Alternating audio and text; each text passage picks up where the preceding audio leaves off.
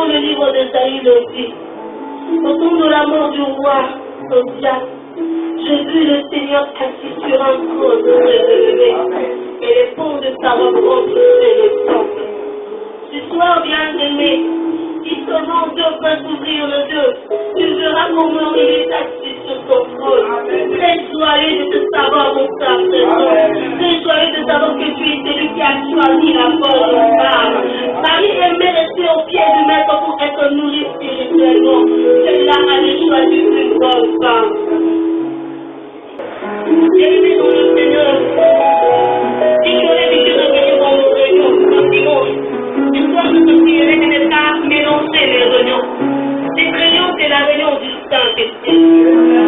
Et au moment où tu seras en train d'écouter l'exhortation de ce soir, tu auras déjà la solution à ton problème. J'ai envie de commencer la prédication, mais je sais comment la commencer. Car le Saint-Esprit veut prendre le contrôle.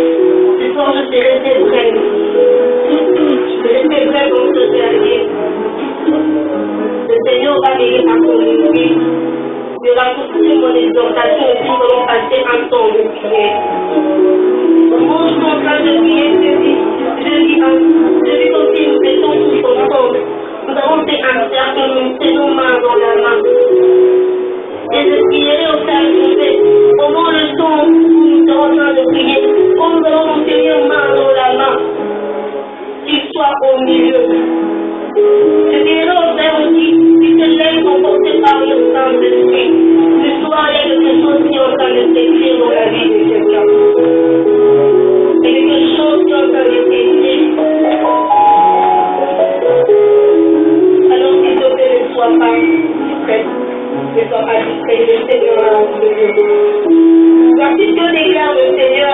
des armées célestes. Et méditez donc bien avec qu'il nous arrive. Le Seigneur, notre Dieu, il est en train de nous demander ce soir de bien réfléchir sur ce qui nous arrive. Bien-aimé dans le Seigneur, pendant toute cette semaine, l'Esprit du Seigneur m'a poussé à réfléchir sur la malédiction. Sur la malédiction.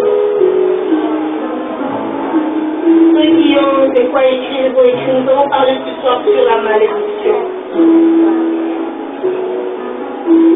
C'est quoi la malédiction? Vous qui avez fait les lettres, on nous a dit la malédiction signifie dire du mal de quelqu'un. Dire du mal de quelqu'un. Et la Bible nous met dans une définition autre et si profonde qui nous dit ceci. La malédiction, c'est interdire le bonheur d'arriver à quelqu'un. La malédiction, c'est quoi? C'est un ensemble de procédés magiques ou mystiques qui utilise des formules en l'encontre d'une personne ou un animal dans le but de causer la ruine, d'empêcher la réussite ou l'établissement de quelqu'un. La malédiction. Donc pour maudire, il parle, quand il est en train de te parler, il parle du mal, il est en train de souhaiter que le mal t'arrive. Il souhaite à que ta vie puisse détruire, il souhaite que la ruine puisse t'atteindre. Il souhaite que la ruine puisse t'atteindre. Et donc même pour te maudire, il n'a pas envie de parler, il suffit juste qu'il fasse un geste. Dans le livre de Psaume 109, le Psaume 109,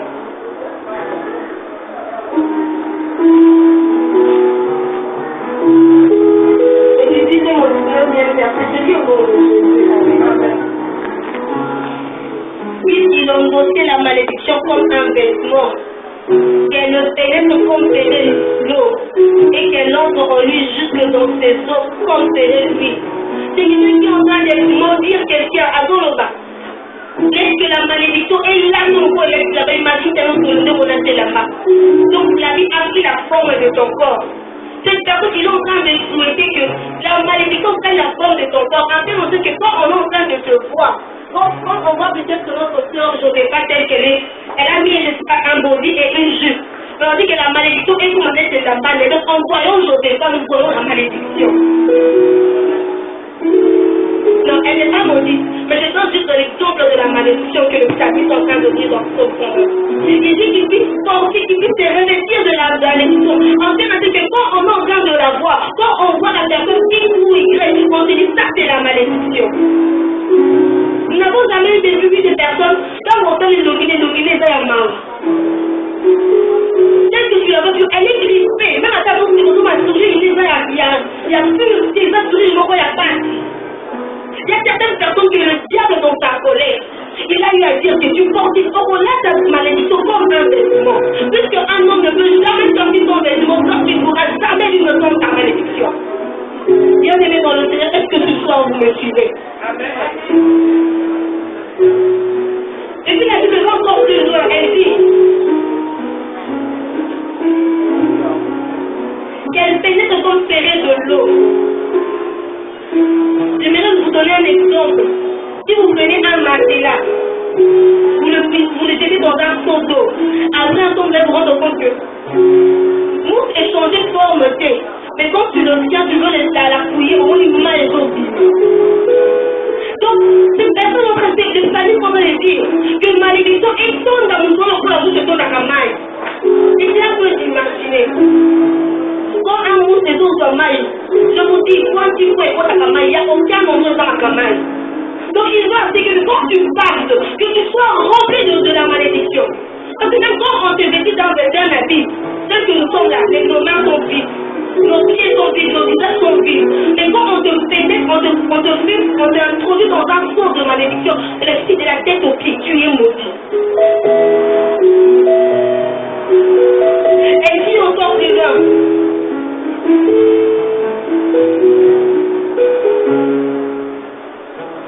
Qu'elle entre en lui, jusque dans ses os comme ses réduits.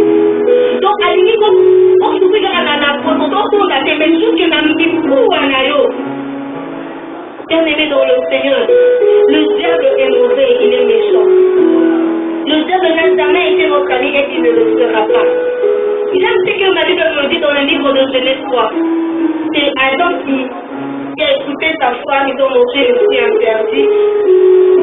Et quand l'Éternel est venu, il devait maudire. Il devait maudire qu'il est coupable. La personne qui avait mangé, c'était qui? C'était Adam et Ève. C'était ces personnes qui devaient être maudites, mais l'Éternel n'a pas maudit Adam et Ève. Il a maudit le serpent et le sol. Si on veut lire Genèse 3,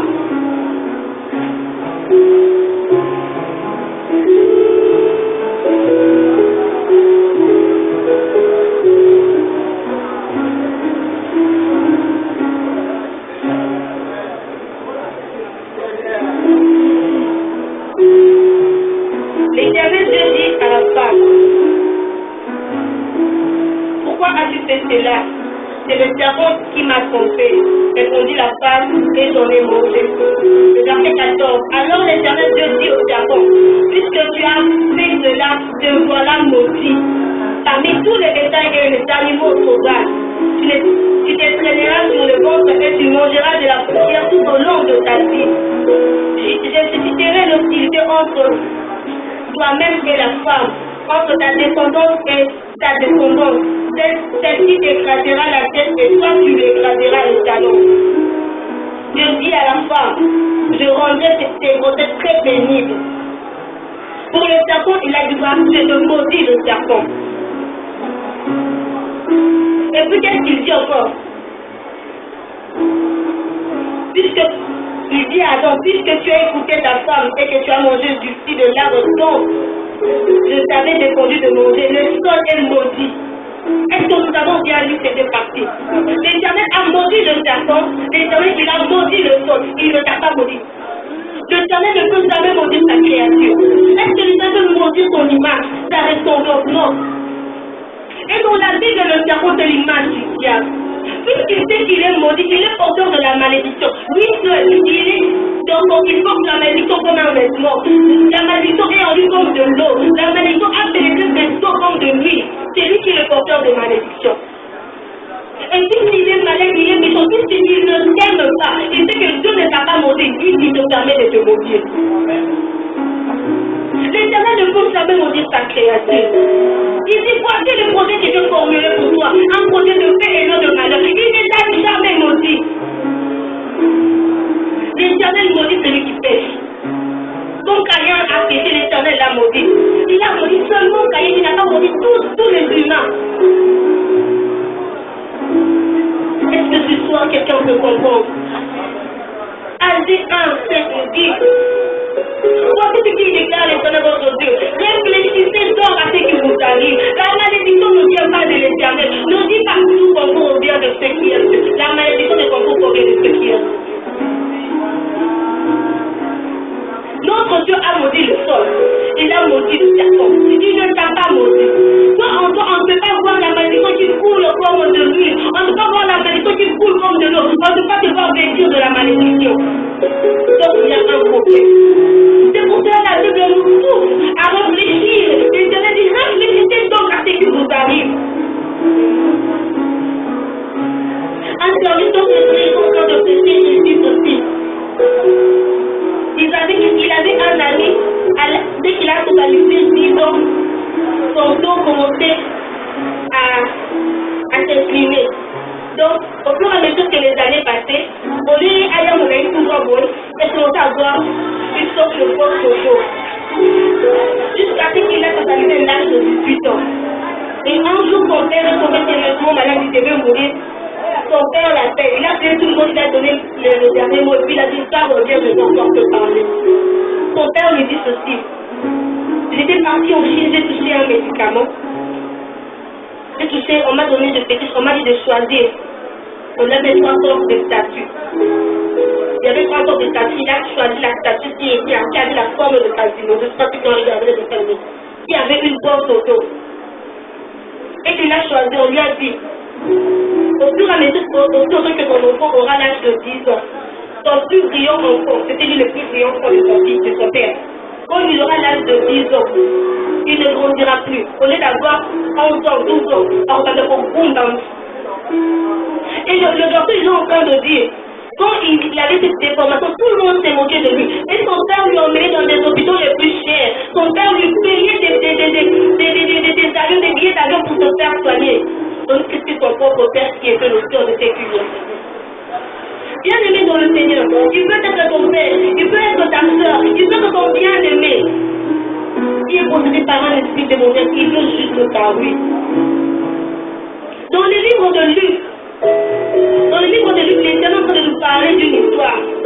J'ai déjà prêché sur cette histoire, mais j'aimerais que nous puissions encore revenir sur cela. Luc 13.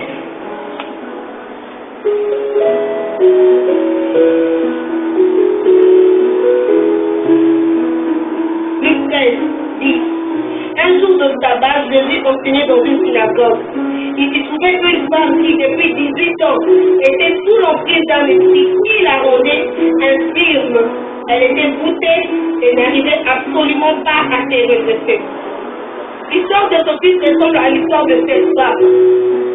L'histoire de ce fils, on nous dit, cette femme, elle était sous l'emprise d'un esprit qui la rendait infirme. C'est que nous pousse à parler sur les trois formes de la malédiction. D'abord, la malédiction, elle est spirituelle. Et quand la malédiction dans notre spirituel commence, c'est difficile de la saisir. Parce que la Bible nous dit, cet enfant d'abord, cette femme,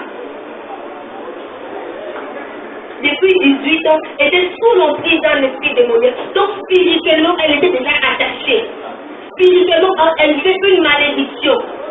Et avant qu'elle totalise 18 ans, je crois qu'elle était debout comme moi. Mais au fur et à mesure que les années passaient, elle a dû compter 18 années. Et pourquoi? Parce qu'elle avait une voûte dans son corps. La malédiction qui commence d'abord dans le spirituel, dans le second plan, c'est dans le physique. Elle commence toute petite. On se dit c'est un petit truc qui va passer. On se dit c'est une petite pluie. Comme Élie qui dit, il dit à ton serviteur, il dit, je vois une pluie qui a la forme de la paume d'une main. Donc c'était une pluie des bénédictions. Donc c'est pas la malédiction pour commencer. Et ça reste une petite plaie.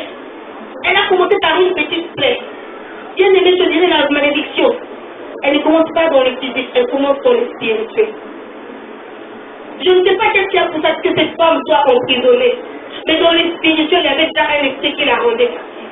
Si toi, on peut entendre te promener, tu ne sais pas qu'est-ce qui t'arrive. Tu ne connais pas quel esprit te rend captif. Tu te vois, tu es bien. Tu te vois, tu marches bien. Mais dans ton spirituel, tu es déjà captif. Après 18 ans, cette femme, elle a eu une goutte sur son dos. À combien d'un coup, c'est quelque chose qu'elle n'a jamais eu. Pourquoi? Parce que la malédiction qui est dans l'esprit, c'est comme un fruit. Elle a germé en lui et elle a donné des fruits. La malédiction, c'est comme une graine qu'on jette sur une table. La Bible nous dit, la parole de l'Éternel, c'est comme, quand Jésus donnait les paraboles, elle dit, il y a un homme qui passait avec des grains. Et quand le grain est tombé sur la bonne terre, ça a donné du fruit. C'est de même que la parole de l'Éternel. Et une malédiction, c'est aussi une parole. Ce n'est pas la parole de l'Éternel, c'est la parole du diable. C'est ça la malédiction. De la même manière que la parole de Dieu tombe, comme le fruit tombe sur une bonne terre, ça donne du fruit. Quand la malédiction tombe sur toi, tu es une terre fertile du Seigneur, ça va donner du fruit. Mais ça ne sera pas un bon fruit. Et au fur et à mesure que les années passées, son état s'empirait jusqu'à ce qu'elle ait une goutte sur son dos. La Bible nous dit, ce sont de petits renards qui ravagent les vies. Si on peut parler de la vie de Kinshasa, elle a 24 provinces. Mais on nous dit, ce sont de petits renards, pas des grands renards. Ce sont de petits renards qui ravagent des vies. Il faut faire attention à des petits trucs, à des petits changements négatifs que tu vois. Est-ce que quelqu'un m'écoute ce soir? Cette femme, pendant 18 ans, elle était captive. Elle ne le savait pas. Pour connaître qu'il y a malédiction, il faut voir le Dieu Seigneur. Les gens la voyaient, moi pas comme une inconquis, mais ces jours-là, puisque j'étais dans la synagogue, lui qui a le Dieu céleste, les deux qui voient les spirituels, elle a dit cette maladie, ce n'est pas physique, c'est spirituel. Et ce soir, il est là pour toi et moi. Bien-aimés dans le Seigneur, il y a encore une autre chose que j'aimerais que nous puissions savoir. Aucune malédiction n'est éternelle. Aucune malédiction n'est éternelle. Par contre, on dit, oh, c'est ça, avec ta famille. Par contre, on a vu ça du bon faux. On va te raconter des trucs, des bobards. Aucune malédiction n'est éternelle. Comme la légende dit, il y avait une jeune fille de mon village qui a été violée, je ne sais pas comment, et on a eu la maudire qu'aucune fille de mon village pouvait avoir plus de 18 ans, c'est ça. Mais moi j'ai plus de 18, j'ai dit. Pour dire que même s'il y avait une malédiction, elle n'est pas éternelle. Il faut juste se saisir de la malédiction et la détruire. C'est pour le Saint-Esprit, notre ami il est là comme un médecin. Il est là comme Jésus dans la synagogue. Il va détruire toute malédiction.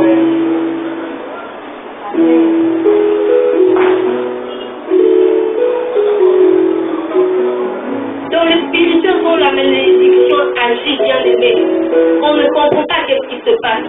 Mais quand ça atteint le physique, alors on peut se rendre compte qu'ici, il y a un problème. Ici, il y a un problème. Toi-même, tu connais ce qui est problème dans ta famille. Pour que vous puissiez vous marier, pour la nous donner la possibilité. Pour que vous puissiez travailler, il faut un mieux commun. Parce qu'il y a une date limite. Comme quelqu'un qui disait pas du tout pour a moins de 50 ans. C'est là qu'on dit que tu as rien pour le temps de la 50 ans. C'est comme une malédiction qui t'attend. Tu sais, bien aimé. On dit mon peuple ne pas qu'il lui manque la connaissance. Aussi longtemps que tu ne reconnais pas qu'il y a un sacrifice, tu vas payer. Cette femme vivait au gré du sien. Elle veut au gré de son peuple. Tout le monde la voyait normale. Mais quand Jésus a vu qu'il y a un problème, tu dois ne savais pas détecter un problème en ce moment. C'est comme un bouton allumé. Si seulement tu as allumé ton bouton, il va te saisir, il va capter ton appel et il va te flasher. Tu sois encore simplement attaché au spirituel. Donc, évidemment, le Dieu fixé vers le surnaturel et le Dieu fixé vers l'invisible. Il y a des problèmes qui ont de racines spirituelles. Tu fais bon étudier au pied de musique cassée. Il y a d'autres qui disent, et pas un but au coup.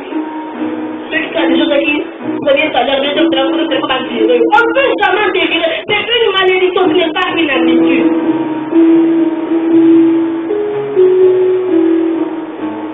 Je vais vous dire une chose. Quand j'ai grandi, mon papa mettait des lunettes. Maman mettait des lunettes. À un certain âge, ça m'a pris aussi des lunettes.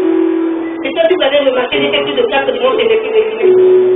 C'était comme une malédiction héréditaire. Qu'est-ce que moi j'ai fait de mal pour avoir pour mettre des lunettes? Et pas ça à la famille. Et je commence à dire que je n'ai pas âme. Je ne sais pas si je n'ai pas fait de la grâce.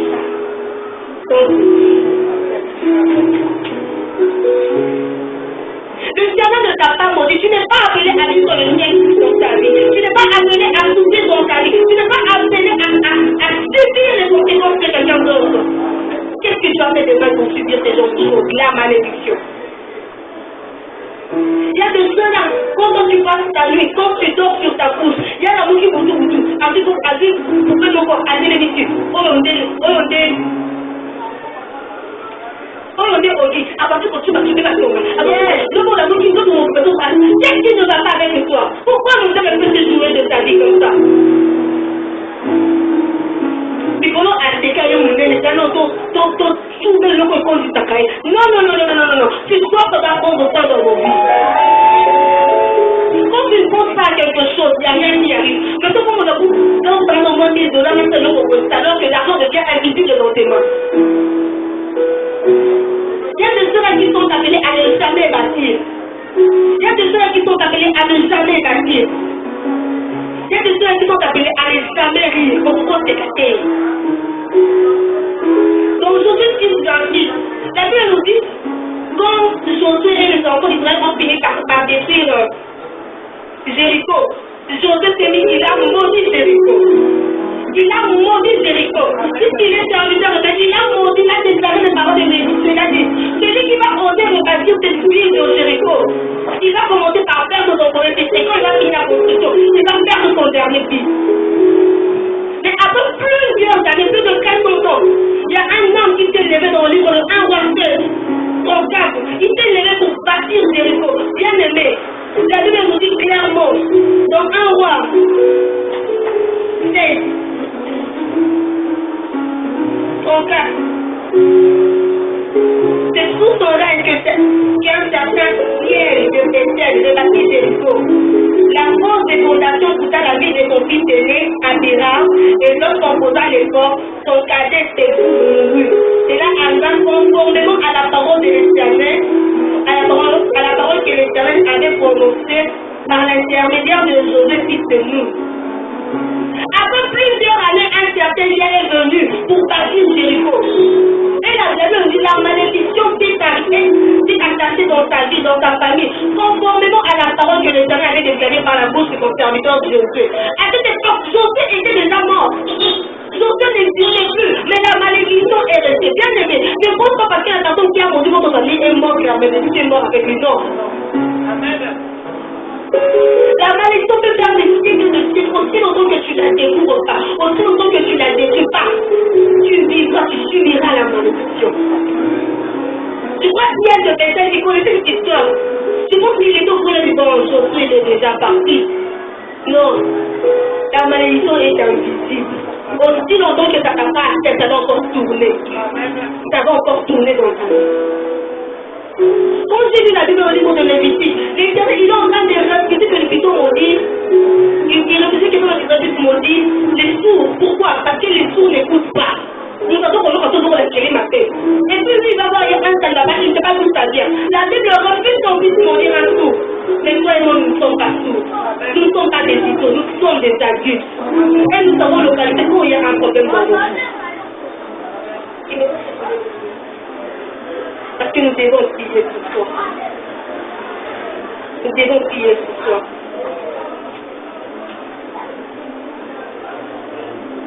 Nous devons prier ce soir.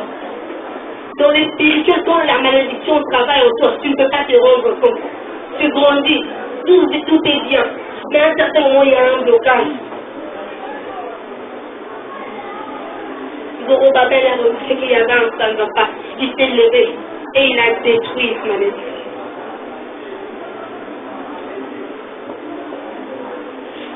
Dans les spirituels bien-aimés, le problème t'empêche de voir puisque tu n'as pas les yeux spirituels. Et puisque nous sommes là, nous sommes les fils et les filles de nos parents, nous savons qu'est-ce qui ne marche pas. Nous savons c'est quoi le problème qui nous agace. Nous savons qu'est-ce qui nous empêche de franchir une limite. Nous savons quelles sont les lois, quelles sont les condamnations qui existent contre nous. Ce soir, dans le livre de Colossiens 2,14, notre Dieu, il a effacé l'acte dans les ordonnances de son nom. Il a effacé l'acte dans les ordonnances pour condamner. L'acte dans l'ordonnance qui te condamne, qui t'empêche d'aller en avant. C'est l'acte qui t'empêche d'être libéré. Ce soir, elle sera déchirée. Car la malédiction ne vient pas de l'Éternel. Notre Dieu a maudit les serpents et les sauts. Il n'est pas maudit. Alors ne te dis pas que puis tout concourt au bien du CMD. Nous avons voir une passion. Non, ça doit prendre ça. Parce que la malédiction n'est pas éternelle. Seul notre Dieu est éternel. Et seule la parole de Dieu subsiste à jamais. Je m'en vais en conclusion. De quoi on va dire se préparer avec un bon conseil. Ce que la Bible nous dit dans Apocalypse 3, 7. À l'ange de l'église de Philadelphie écrit, voici ce que dit le saint, le véritable. Celui qui tient la clé de David, celui qui ouvre et nul ne peut fermer, qui ferme et nul ne peut ouvrir. Je connais ta conduite. Voici, j'ai ouvert devant toi une porte que nul ne peut fermer. Je le sais. Tu n'as que peur de puissance. Tu as obéi en ma parole et tu ne m'as pas renié. Au bien, je te donne des membres de la synagogue de Satan. Ils se disent justes, mais ils ne le sont pas. Nous allons nous arrêter dans le verset qui dit, je te donne une porte, j'ouvre devant toi une porte que nul ne peut fermer. Notre Dieu ce soir, au travers de son esprit, il lui remet à tout un chacun une clé. Tu vas ouvrir ce que tu veux ouvrir, tu vas fermer ce que tu veux fermer. Une malédiction que tu connais ou tu ne connais pas. Si c'est pas quelque chose que l'Esprit du Seigneur te prendra ce soir, déclare-le. Tu vas prier pour toi et les enfants qui sortiront de tes entrailles. La Bible nous dit, quand le Seigneur a maudit le serpent, il dit, la descendance de la femme t'écrasera. ta descendance. Donc quand tu seras en train de fermer les choses, tu fermes les choses pour toi et tes enfants. Quand tu seras en train d'ouvrir les choses, tu ouvres les choses pour toi et tes enfants. On se dit à des personnes qui se croyaient oubliées après la prière de ce soir.